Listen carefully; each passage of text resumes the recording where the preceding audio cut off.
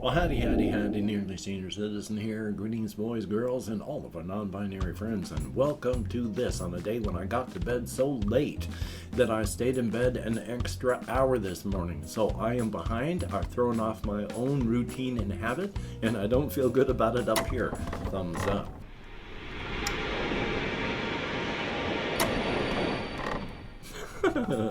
The air quality is terrible. Well, it's fair. In the area, I have been wheezing like an accordion, checking my list to see what else was going on in life real fast. Oh yes, I have the meaty version of the song Unholy Voices for the Blood game from the late 90s. Been running through my head, and it's the actual meaty version. And it's cool. It's good, but I like other music too. Thumbs up for that. And of course, front loading of videos. Good golly, Miss Mom, if you could toss me a like, that'd be very awesome. If you could subscribe to the channel, that'd be very cool. If you could leave me a comment, anything, even for the algorithm, that would be double plus good. And of course, I still don't have the thing. Yesterday was not a great day for my brain. So hopefully, after I get my vlogging done, I'll get my list ready so that tomorrow I'm going to have my Patreon list up and ready. Thanking each and every one of those beautiful and awesome people. Thank you, each and every one of you. I am so sorry I still don't have it. I hate executive dysfunction.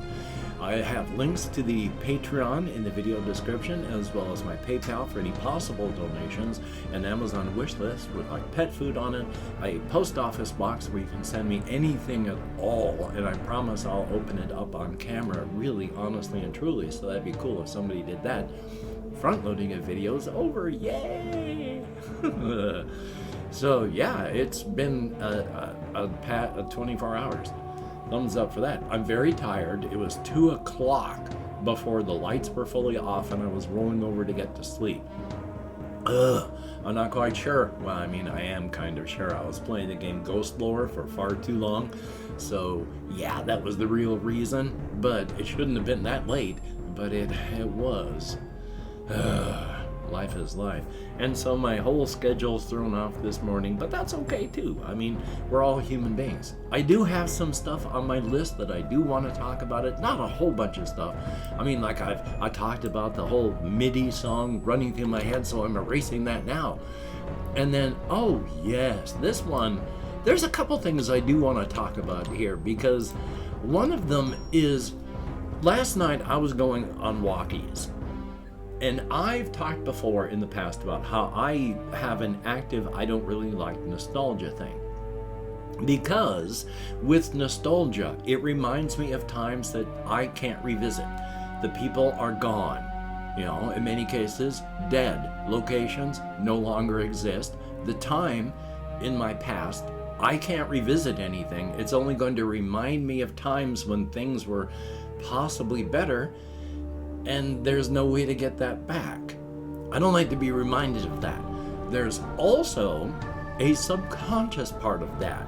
There's something in my makeup that just does not like nostalgia. I did not make a conscious decision to dislike nostalgia. That was something my subconscious decided and then informed my conscious mind that this is how things are.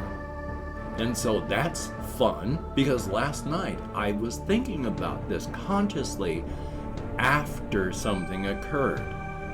I was just thinking about reaction channels and how, because of my stunted growth as a child and how I was drinking and doing other things, my social development is very, very poor, and so I have a stunted emotional growth.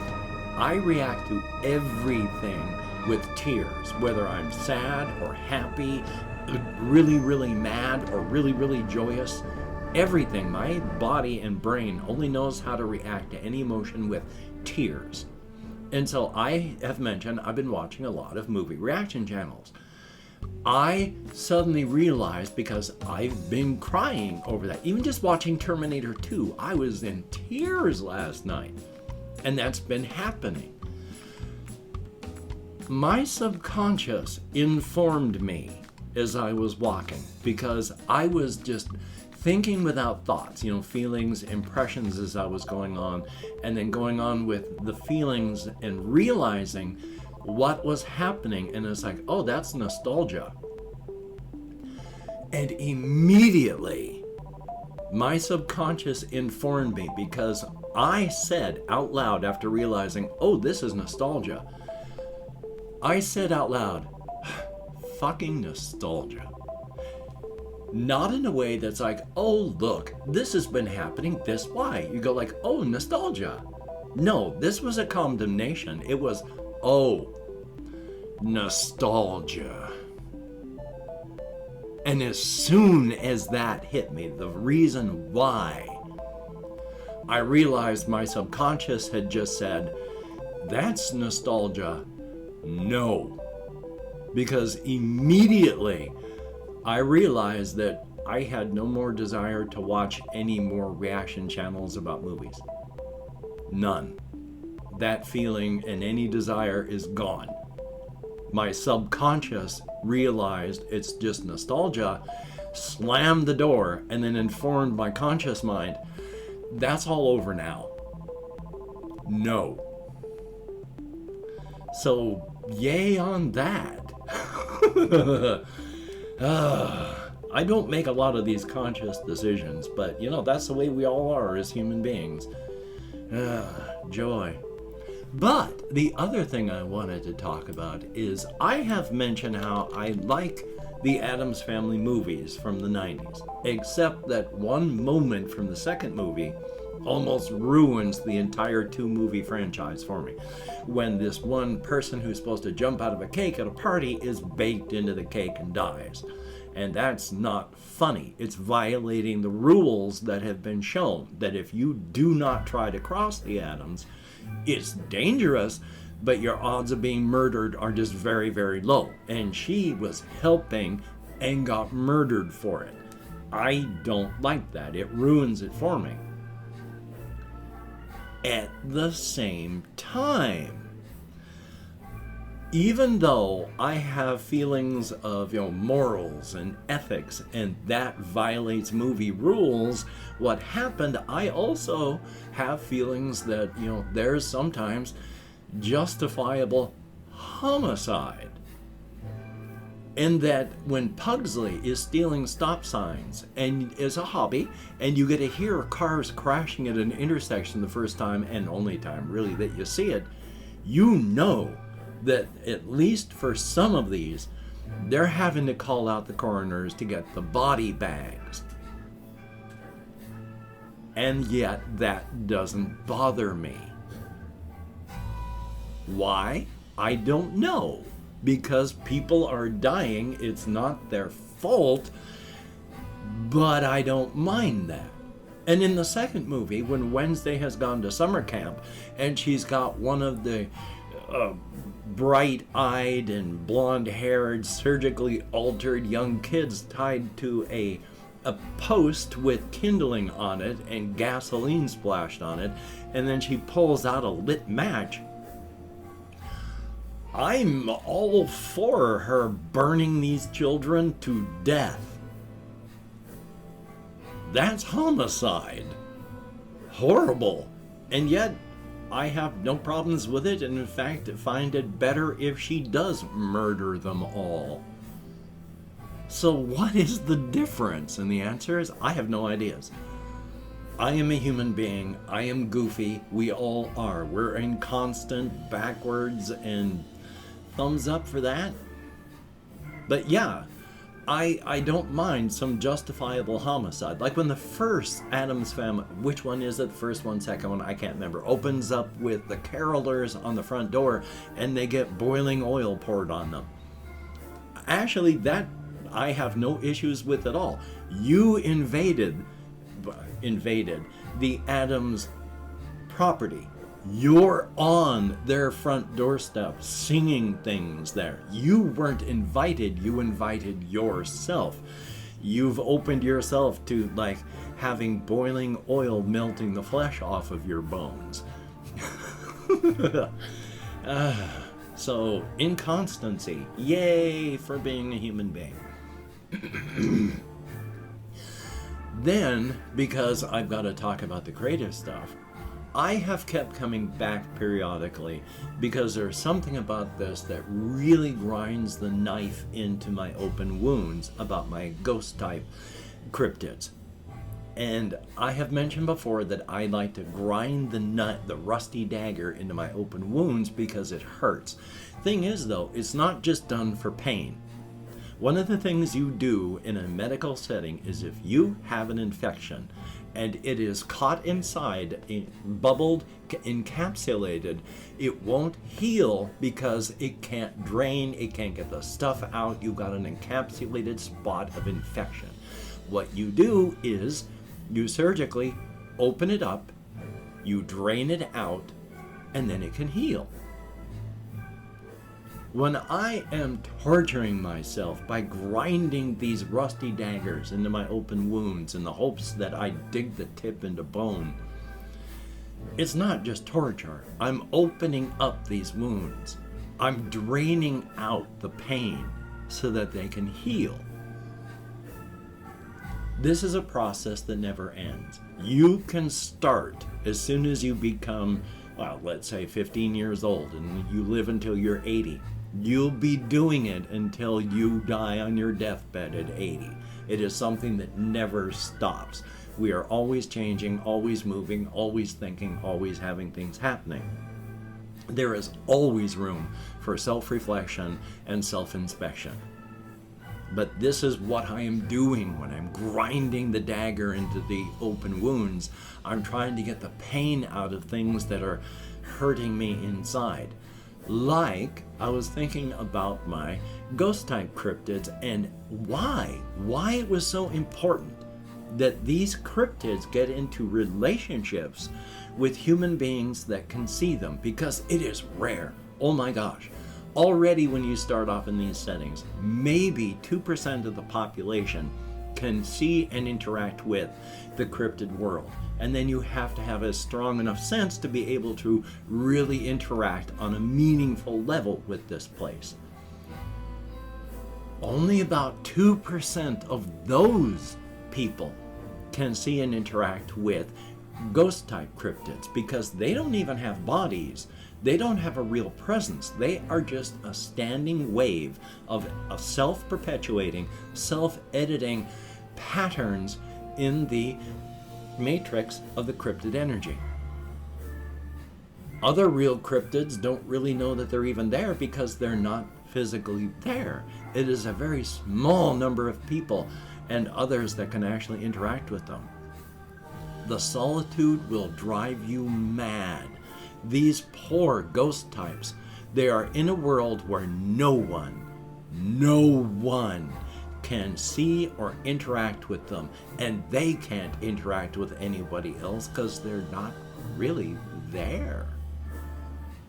You can go mad with solitude, even as a ghost type, because you're just alone.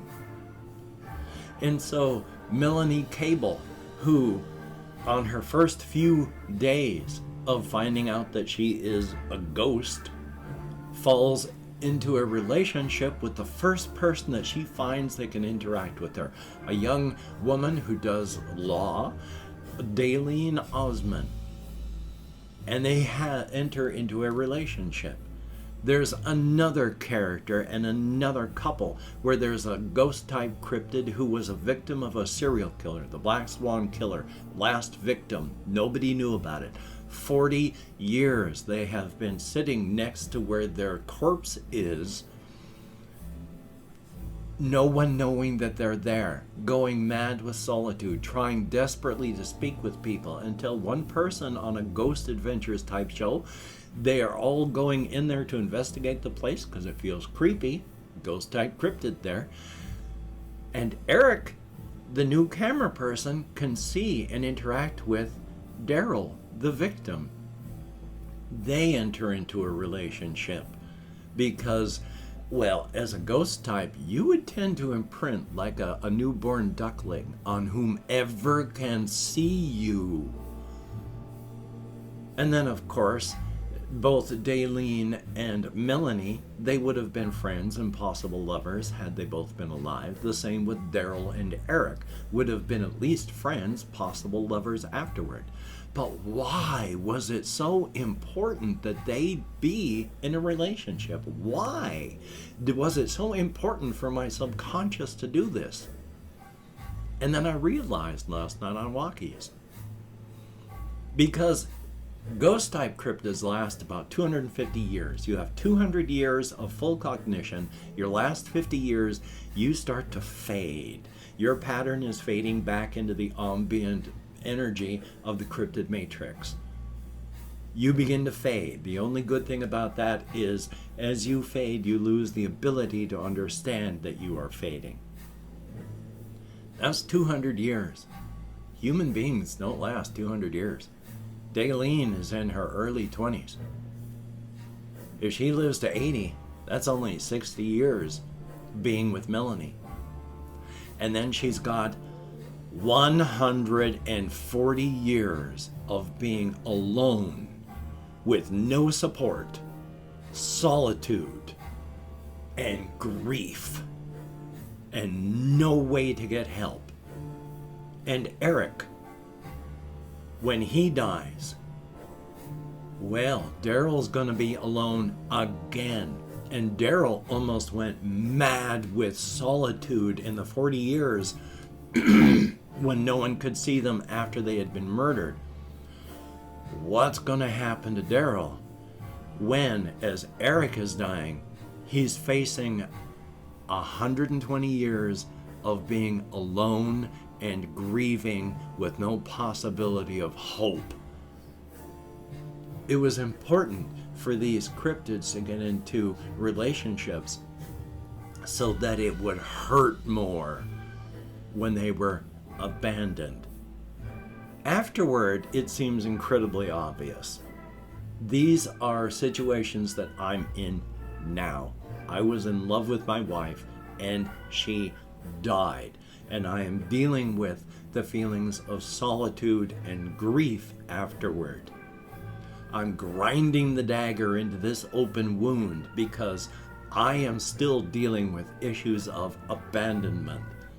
Whether it is rational or not, you will have feelings of abandonment if you have a loved one die, because I was abandoned by my wife. She left me. She didn't want to.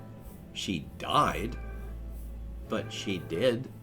And I am feeling and still dealing with those rational/irrational feelings of abandonment. So I'm grinding that rusty dagger into the open wound and torturing Daryl and Melanie to try and get the poison out of me so that I can heal.